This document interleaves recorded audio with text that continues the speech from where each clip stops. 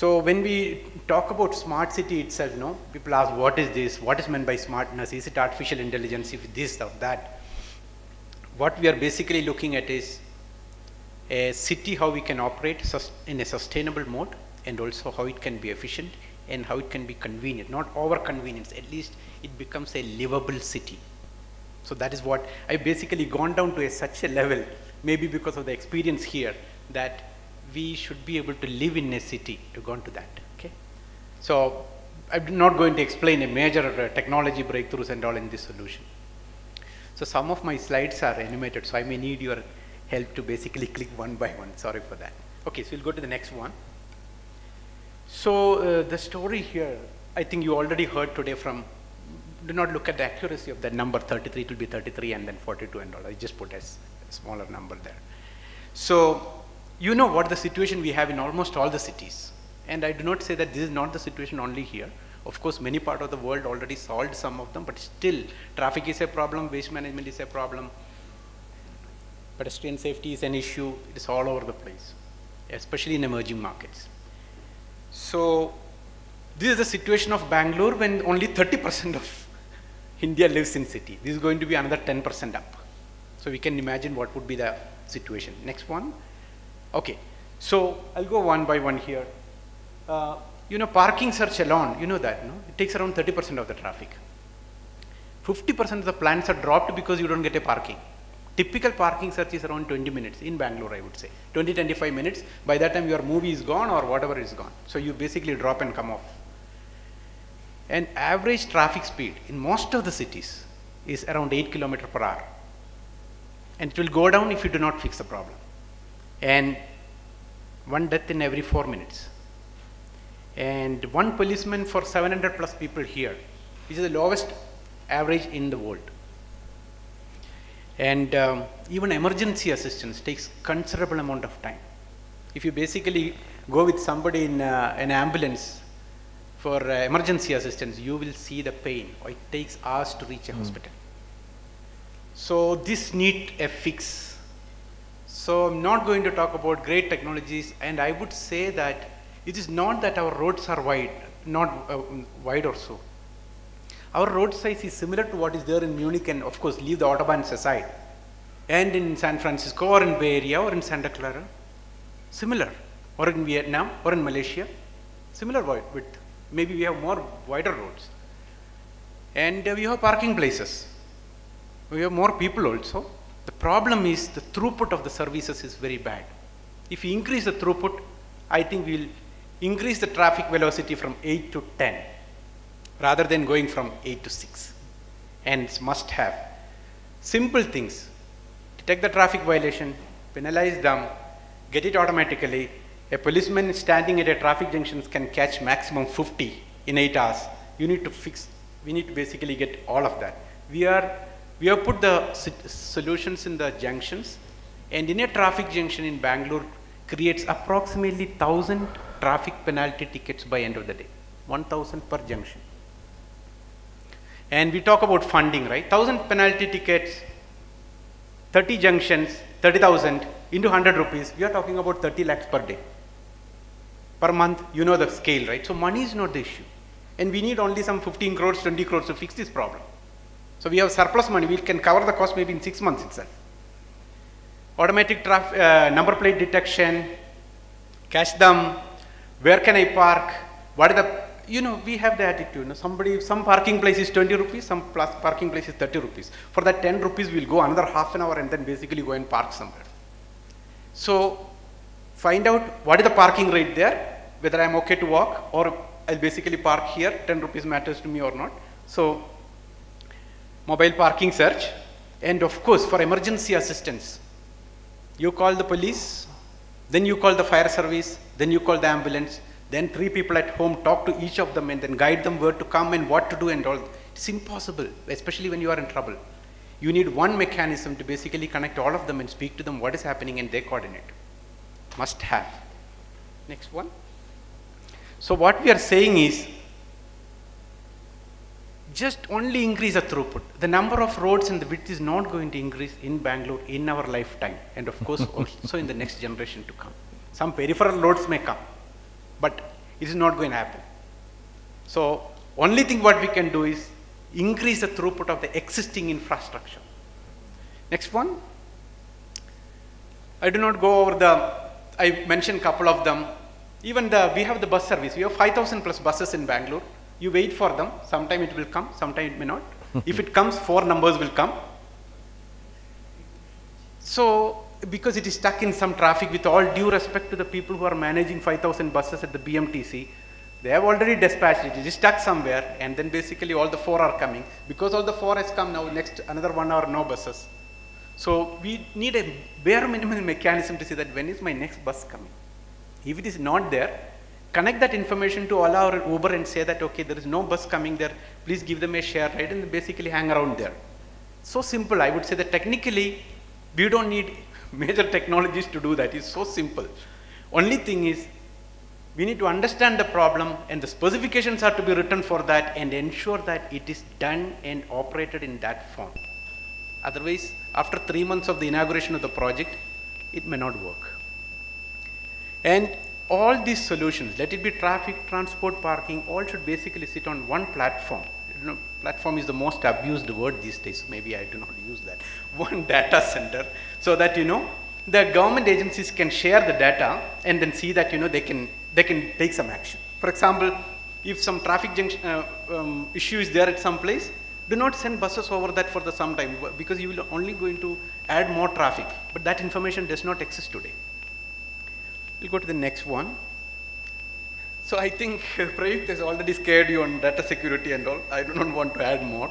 But this is the scale you see in a city, even a smaller city. We are talking about thousands of buses. We are talking about at least 30 junctions, means we are talking about 30,000 penalty tickets, which has to be dispatched. And even you put a person to, somebody need to tick the penalty ticket. And the government sometimes need to send it by post also. So 30,000 in a day, you can't do it. Maximum a person can do is 300 tickets. So what you need is some 50, 60 people. Not going to happen.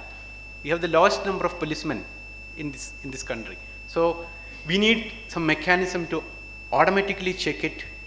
Plates should be accurate, and then dispatch it to the right address. I don't know who is living in the right address where basically our government agencies have captured. Parking. Basically thousands of parking places are there. It has to be captured in an electronic form to say that, okay, where I can park. Thousands of security. It is impossible. I mentioned about the command and control. If 1,000 camera feeds come there, you need at least 500 people to monitor them, to do something about it. Not going to happen. So we need to basically put analytics on top of that, and then say that if a specific incident is happening, I am interested in that, otherwise don't bother me. And the whole data, if you look at it, there are displays on the road. So we are going to open thousands of ports to connect to that, internet ports, and need to be secured. Otherwise, you know, you can block the complete city, saying that, okay, do not go to Koramangala, do not go to there, everywhere, switch off all the traffic lights to red, and the complete city is stuck. So it has to work reliably. And even the simple problem I mentioned, how do you talk to police and fire and ambulance together? Connect the wireless and then landline and the mobile phone, all the signals, it is single voice over IP, and then everybody is on the same page. And you can talk now. We have systems in place. Only thing is, it has to be spec'd and then asked for the city. And that is what we need the help from you, who are the influencers and decision makers, to say that this is what we need. And now assume that everything is working fine, data security is taken care. Now we are talking about thousands of sensors, the battery life will go down, the camera's fiber will cut, the wireless Vodafone or Airtel will go up and down. In the middle of that, you need to manage the city. That means you need a mechanism to monitor each and every sensor out of 10,000 and to see that when did it go down, why did it go down, is it because of the battery, is it because of the Vodafone or Airtel, and then send a person. Today it's traveled 10 kilometers, took 2 hours, and send a person to fix it. You send a person to fix it for a sensor to one part of the city, and he comes back, it is 4 hours, and your service level agreements are 4 hours. Not going to happen. So we need extreme monitoring and diagnostics and auto artificial intelligence tool to see that this can run by itself. So that is the technology challenge we are going to face in a city. The next one, command and control, we have already discussed, where more than a unified view, the city authorities should be able to operate, as I mentioned. If this is not working, what will I do? That means all the services need to be connected onto one platform. And yeah, the next one and next one. Yeah. Then this also is important. I think we see some smart city solutions, artificial intelligence, something is running, face recognition, I can look at the gender, I can basically do a context-aware ad.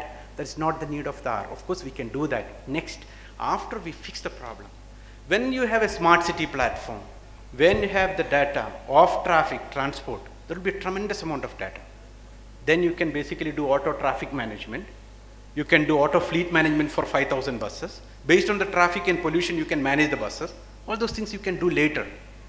Even delivering your Amazon packets when you are stuck in a traffic jam. Rather than, people coming and, the biggest traffic now is because of the food, Swiggy and all kind of food delivery services. So that can't happen. So once the basics are fixed, then the data should be available to the whole world to fix the problem.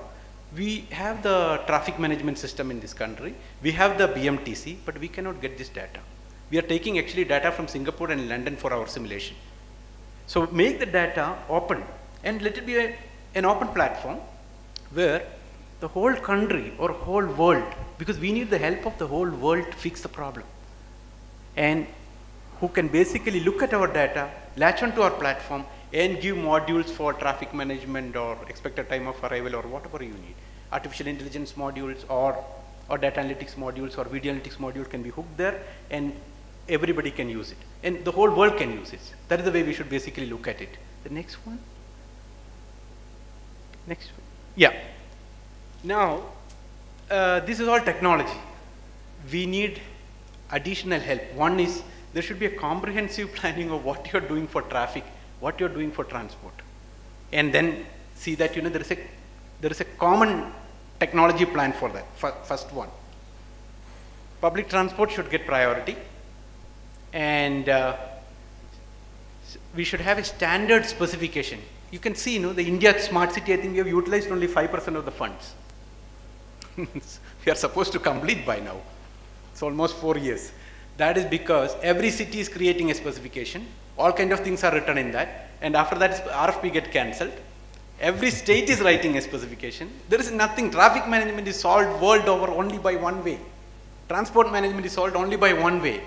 Take that specification, refine it for India, and then publish it at national level. That is how the 3GPP and then GSM and GPRS is working. Yeah. So can you imagine that every state and city start writing the specification for Aadhaar for each one of us? Somebody monitor your face, somebody monitor your hand, somebody monitor your fingerprint. It would have been disaster, and that is the disaster going on. So it has to be a national level spec. Otherwise, none of the GPRS and 3G would have worked. Number plate, yeah. Number plate standardization. Do not expect, there is no number plate standardization. When people are not following it, do not expect us to work on, burn the midnight oil for artificial intelligence, for the natural stupidity. This does